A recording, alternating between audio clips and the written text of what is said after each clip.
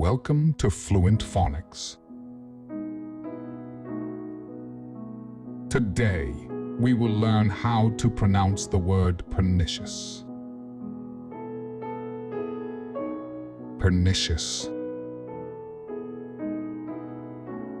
Pernicious. Pernicious.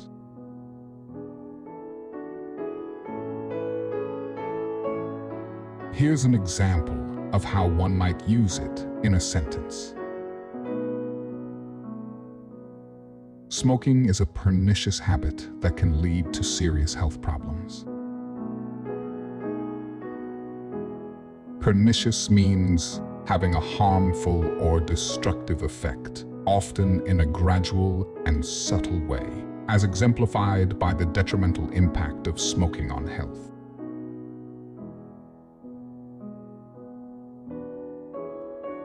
Thank you for your time. If you enjoyed this, please like and subscribe for further content.